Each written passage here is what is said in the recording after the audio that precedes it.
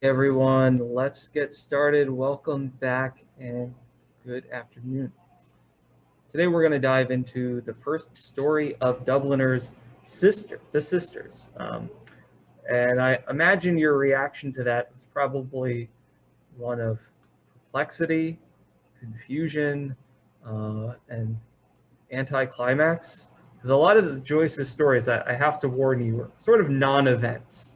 Like nothing much happens, but that's kind of the point. Sort of like Seinfeld, there's stories about nothing, but in the nothingness, there are important ideas being conveyed. So we'll try to untangle the mysteries of the sisters. Part of the reason that people like Joyce, some people like Joyce, some people really dislike him, but a lot of the reason why people like him is because he doesn't really provide nice, neat answers. These aren't stories where like the hero wins at the end and then everything's wrapped up neatly with a bow. It's really ambiguous. So part of the fun of it is like trying to figure out what the heck's going on. What is this story all about? What is it trying to say to us? So we'll look into that aspect of the sisters today. So we're going to look at ambiguity in the story. That is to say, lack of clarity, and how Joyce uses that ambiguity to talk about the idea of paralysis, which of course was that one word that he identified as the problem with Dublin. For tonight, I'm going to have you read an encounter. That's the second story in Dubliners, go figure. This time you won't have to do notes for it though. Just read it, make sure you do. It's a little shorter than the sisters as well, and it has a little bit more of a plot, and we'll talk about it tomorrow. One thing I want to share with you though is this quote. So we're reading Dubliners, and it's all about the city of Dublin, but I think it's worth noting that Joyce saw it, and we should see it as about more than just Dublin. This is a quote that he used to explain why he always sets his novels and stories in Dublin. For him, Dublin is just kind of a stand-in for any old city. He said, in the particular is contained the universal. And by that, he means if you look at any particular thing, a specific thing, one example, in that example, you could see something that's true of the general, the universal, the all-encompassing. So Dublin is just one city, but it represents any old city. So let's get into the sisters. Before we do, I'm just kind of curious to hear your reactions. Any thoughts about it? Parts that stood out to you? Impressions or gut reactions about what it means, how it's written, anything like that? Yeah, Colin, what did you think? I thought it was kind of like it was dark, but it had like a so it to me it was interesting because he was this little boy who was taught that knew someone that they're trying to deny that they were dead, and then realizing that they are actually dead and they can't deny it any longer, and and then the boy just trying to resist that, accepting it, Mhm. and yeah. Good. Yeah, I like that reading. And there are lots of different ways to read it, but I do think on some level this is a story about thinking about mortality. And the phrase that I showed you yesterday that Joyce used was he tries to show stories with a scrupulous meanness, like a gritty kind of reality to it. Life doesn't have storybook endings. There aren't clear answers. It's just things happen and people react to them. That's sort of what Joyce was trying to portray here. There's no nice, neat moral at the end. It's just this kid's priest died, and he's trying to process it, and we're seeing that happen, as well as other events attached to it. Any other reactions to the sisters?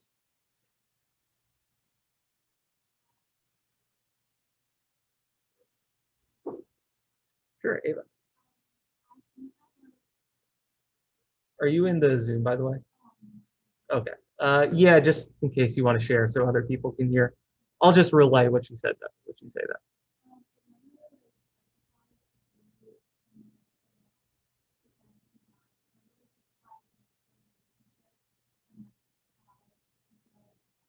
Yeah.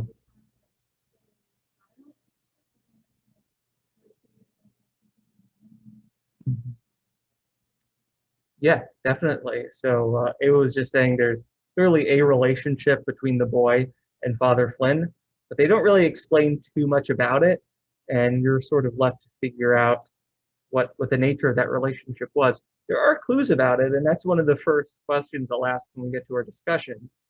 So we do know something about them, but it's a sort of weird relationship. All right. Anyway, before we get to talking about your quotes, which was the homework, uh, I want to talk about Joyce's writing style. He has a couple of distinct features. One of them you may have noticed, especially if you have a physical copy of the book, um, is, well, you would notice both of these with a physical copy of the books, but the first is ellipsis. An ellipsis is those three dots that you see at the end of a sentence if someone's trailing off, or in the middle of a sentence if some words are being left off. So an ellipsis is a way to indicate that something's missing, something's left out. There are a lot of these. This is, in a sense, a story about things being left out and gaps that we have to try to fill in. So it kind of makes sense that they're there. Something that's really distinct to Joyce is M dashes. M dashes are just longer dashes. They're called that because they're dashes that are the length of a letter M. And he uses these instead of quotation marks to indicate the start of dialogue. It's sort of just like James Joyce is too cool to use normal punctuation, so he just invented M dashes for punctuation. Well, I know that if you were reading the Word doc, this doesn't show up here, so I'll show you an example from the book. If you look at like all of those lines, that's all dialogue. It begins with M dashes. That's something he does in all of his novels. It's just James Joyce's fingerprint. Okay, so let's revisit the story by looking at the first paragraph again, which we read yesterday. There are a couple of words I want to point out in the first paragraph that, now that you've read it, might help us understand the story and gets you the sense of these clues that he's leaving for us. So Joyce went through several revisions with the sisters. It was first published as a short story in a magazine. It was later published as the first story in this book. So when it was first published, it was a lot longer, and he deleted a lot of the explanations that would have made it clearer. He also added this paragraph. And he added this paragraph in partly to explain sisters, partly to explain the rest of the stories as well. So the idea of paralysis connects all of the stories in Dubliners. Something that's more specific to the sisters, though, is this part here.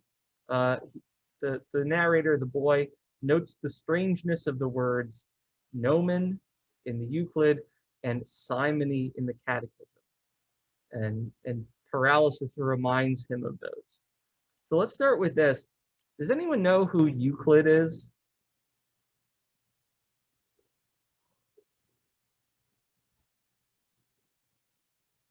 Okay, that's fine. Euclid was an ancient Greek philosopher. He was a mathematician and basically was the first person to ever write a math textbook. You could blame him for your math books. He focused on geometry. For hundreds of years, Euclid was the go-to math textbook. This is what people would use when they were studying math in boarding school and in university. So a gnomon was one geometrical shape that Euclid wrote about.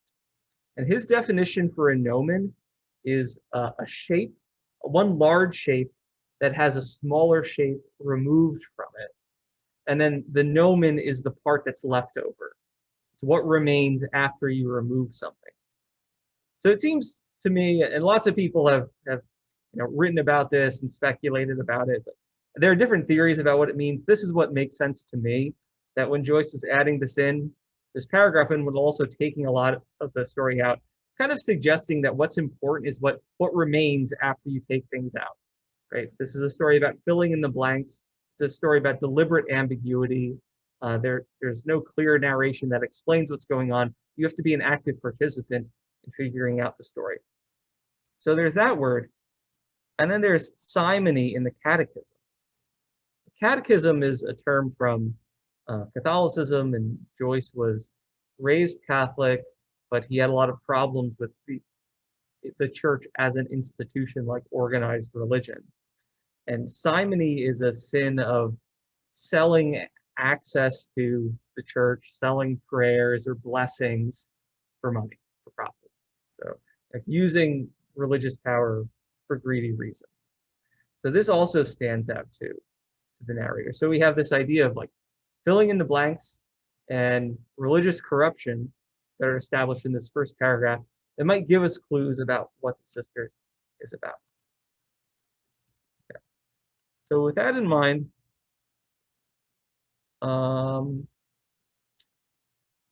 let's turn to your quotes. I want to hear what quotes you came up with. So you should have uploaded them to Canvas, but we're going to share them on a Google Doc.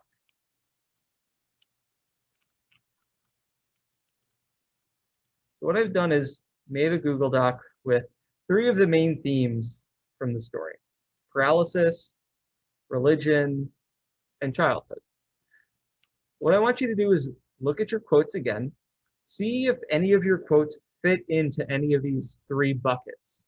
Okay. If you say find a quote and it connects to the idea of paralysis, copy and paste it into this section here.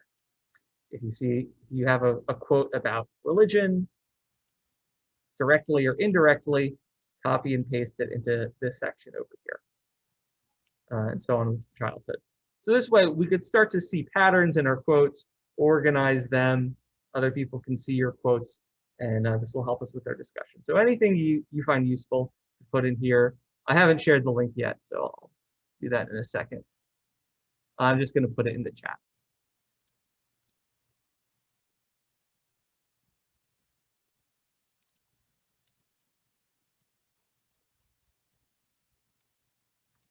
You don't have to include your explanation, just the quote is fine. There you go.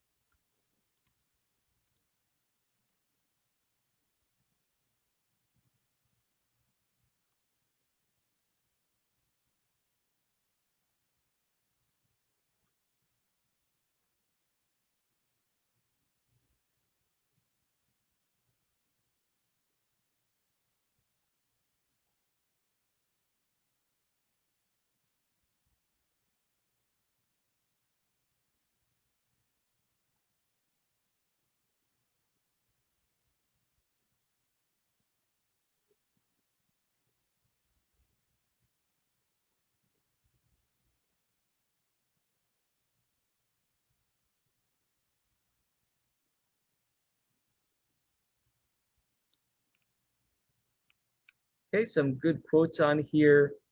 Aren't many on childhood. It would be good to get if we could get a few more on that. But either way, just take another minute or so to paste them in and then we'll discuss.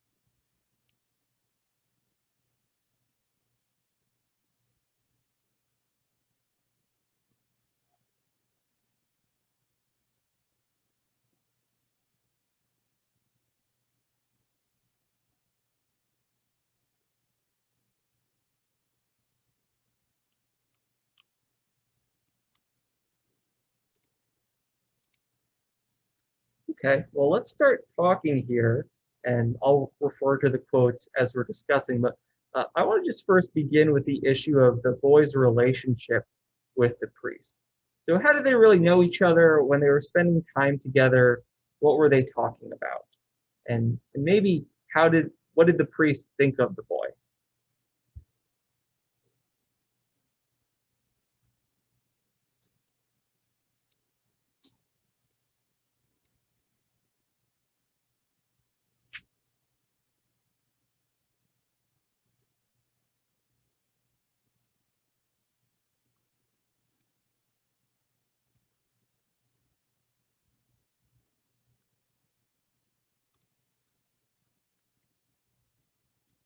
Some of you put quotes in the religious section that answered this question. When they talk, what did they talk about?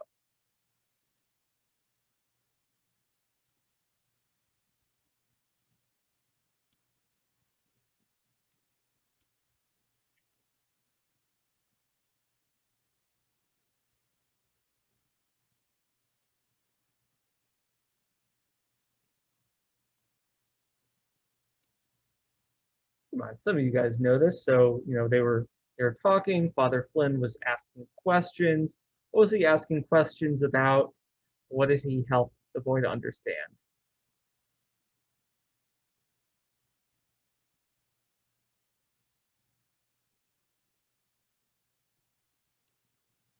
Okay, great. Thanks, Colin. What do you think? He would pose questions by about certain circumstances and whether it was what was moral and if, and the sins, whether it was moral, whether even if it was a sin, like more Mhm. just a question about morality. Good. Yeah, he asked questions about what's right or what's wrong according to the church. If you have a book, this is on page 5. I know only a few of you do, but I'm reading from the book. He explained to me the meaning of the different ceremonies of the Mass and of the different vestments worn by the priest. Sometimes he had amused himself by putting difficult questions to me, asking what one should do in certain circumstances or whether such and such sins were mortal or venial or only imperfections. His questions showed me how complex and mysterious were certain institutions of the church, which I had always regarded as the simplest act. So he's a sort of impromptu religious teacher, theology teacher for the boy. You almost get a sense from this that he's training him, that he's maybe hoping that someday the boy will go into the clergy himself. Um, it seems to be also what his aunt and uncle think. So speaking of the aunt and uncle, in the first section of the story, there's this dinner dialogue with the aunt, the uncle, the boy, and old Cotter, his neighbor. What do the adults seem to think about this relationship the boy has with the Father Flynn? Particularly old Cotter. What does old Cotter think about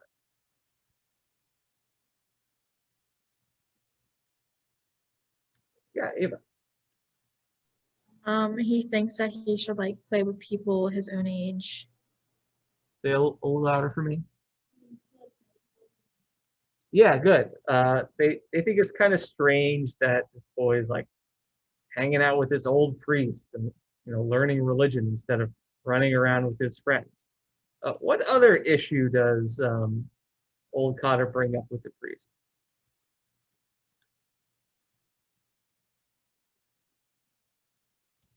Colin? That children are young and impressionable, and he might get the wrong impression, or he'll think of something in the wrong way. Yeah, good. So that's another issue. Is like this could leave a lasting mark on the child. You should be careful about it. But there's a subtext here that it's not just that the boy is talking to a priest in general. It's Father Flynn in particular. And he says,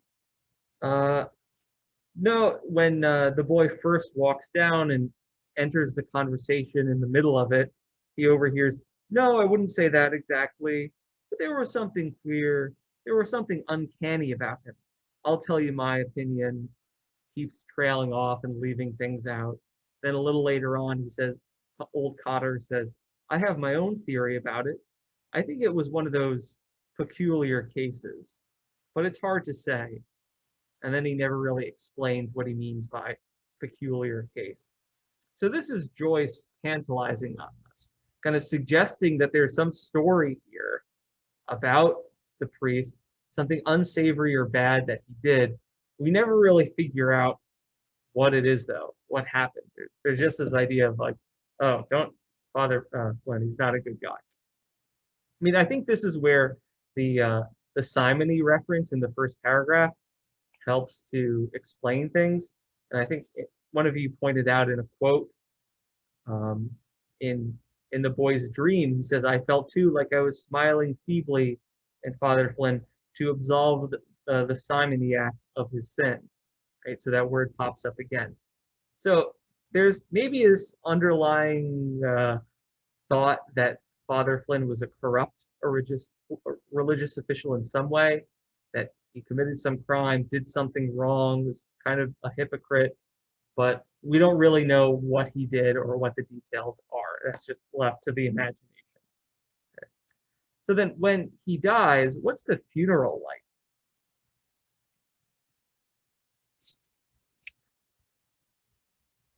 The story ends with this funeral. So what new information do we learn there about Father Flynn? And what's the boy doing during the funeral?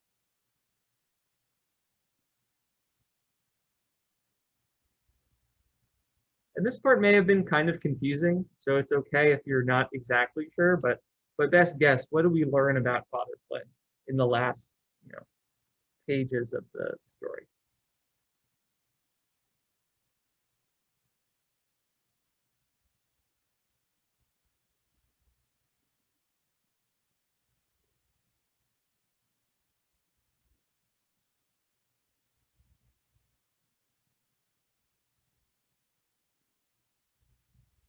Oh, sorry, go ahead. I don't know if this is like what you're talking about, but when when the women are talking, they're saying like it was the chalice he broke and saying that it was the boy's fault, but he was nervous, like things like that. I don't know. Good, yeah, so exactly, and that's an important moment. So a chalice is kind of like a fancy goblet. It's a cup with a stem on it. It's used in religious ceremonies. It's really important in particular in Catholic ceremonies. This is where like you eat the Eucharist, you drink the wine during Mass, and it seems like a chalice broke, and they're kind of suggesting that it's the boy's fault that it broke. And then shortly after that, there's this change that Father Flynn undergoes. This is a little down from there. Eliza, Father Flynn's sister, is saying, that affected his mind, she said. After that, he began to mope by himself, talking to no one and wandering about by himself. So one night he was wanted for to go on a call, and they couldn't find him anywhere. They looked high up and low down, and still they couldn't see a sight of him anywhere. So then the clerk suggested to try the chapel. So then they got the keys and opened the chapel, and the clerk and Father O'Rourke and another priest that was there brought in a light for to look for him. And what do you think? But there he was, sitting up by himself in the dark in his confession box, wide awake and laughing like softly to himself. So it seems like after the chalice breaks, he kind of loses it, starts moping around, talking to himself. Other priests discover him laughing to himself in a confession box. And he's like in a confession box, which suggests that he thinks there's something he did wrong that he needs to atone for. But again, we have no idea what it is. Was it something that he literally did? Was it just all in his mind? Is it like that he thinks that he's failed to live up to his expectations? We don't really know. What can we maybe infer the boy feels about all this, though? Even if it's not said, like, what could you imagine his reaction to this would be?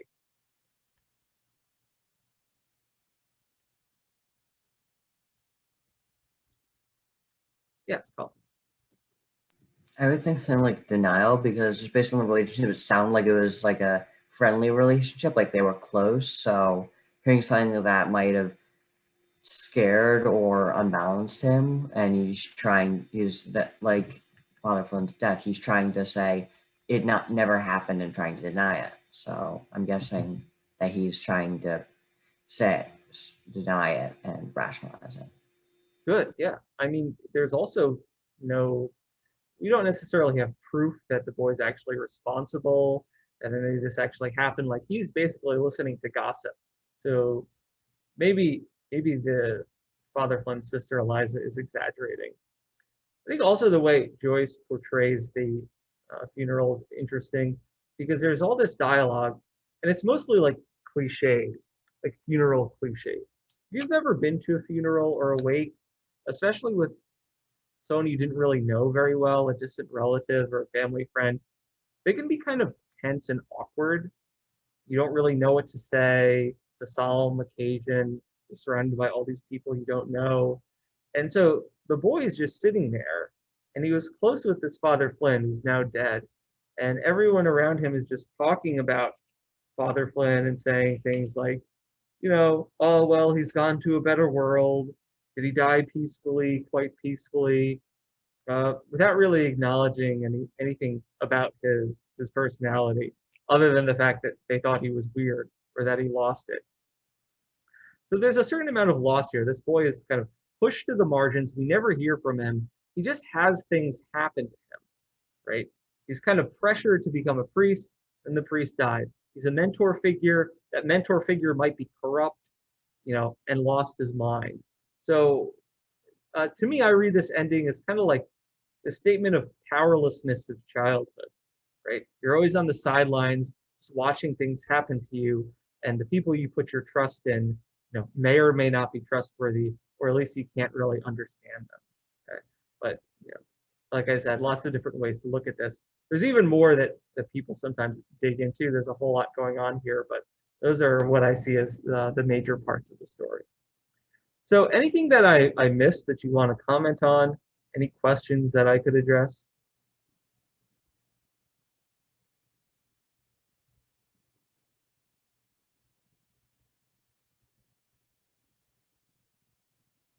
Okay, it's an interesting story. Like I said, the next one, An Encounter, is a little more straightforward. It's literally about an encounter. A group of boys skip school one day to go have an adventure, and while they're out, bump into someone, and they have sort of like a weird and memorable exchange. Let's say you'll read about it and see exactly what I mean. But yeah, no notes on that. Just read it, and we'll discuss tomorrow.